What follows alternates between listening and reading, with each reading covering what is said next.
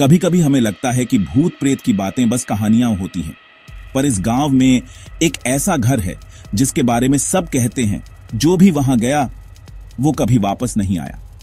बचपन से मैंने ये बातें सुनी थी, पर मैं मानता नहीं था। सोचा ये सब अंधविश्वास है, लेकिन अजीब ये था कि गांव के लोग सच में उस घर के पास तक नहीं जाते। दिन हो या रात, वो जगह हमेशा सुनसान रहती।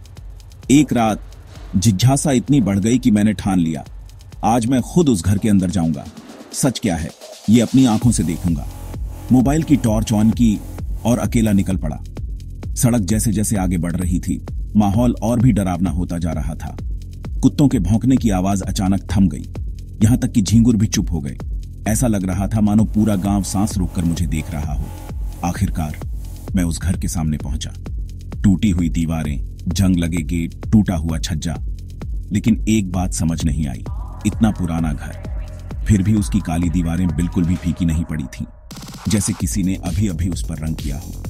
मैंने दरवाजे की तरफ हाथ बढ़ाया, सोचा लकड़ी तो बिल्कुल सड़ चुकी होगी, लेकिन जैसे ही हाथ लगाया, खच खच खटाक, दरवाजा अपने आप खुल गया। अंदर अंधेरा पसरा था, हवा भारी थी, जैसे बरसों से किसी ने वहां सांस ही न ली हो। फर्श पर धूल और टूटे फर्नीचर बिखरे पड़े थे। मैंने पहला कदम रखा, लकड़ी की पट्टियां चर चर की आवाज करने लगी, और तभी ऊपर वाले कमरे से आवाज आई, थक थक थक। ऐसा लगा जैसे कोई वहां चल रहा हो। मेरी धड़कन तेज हो गई। मैंने धीरे धीरे सीढ़ियां चढ़नी शुरू की। हर कदम के साथ वो आवाज और साफ सुनाई दे रही थी, लेकिन जैसे ही मैं ऊपर पहुंचा, कमरा बिल्कुल खाली था। सिर्फ जमीन पर गीले पैरों के निशान बने हुए थे। मैं टॉर्च लेकर उन निशानों को देखने झुका। निशान कमरे के कोने तक जाते थे, और वहां दीवार पर किसी ने काले अक्षरों में लिखा था, वापस लौट जा वरना तेरी मौत तय है।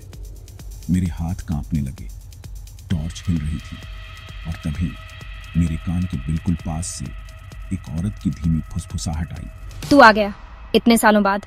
मैं जम गया। कमरे में कोई नहीं था, लेकिन वो आवाज ऐसे आई जैसे कोई मेरे पीछे खड़ा हो।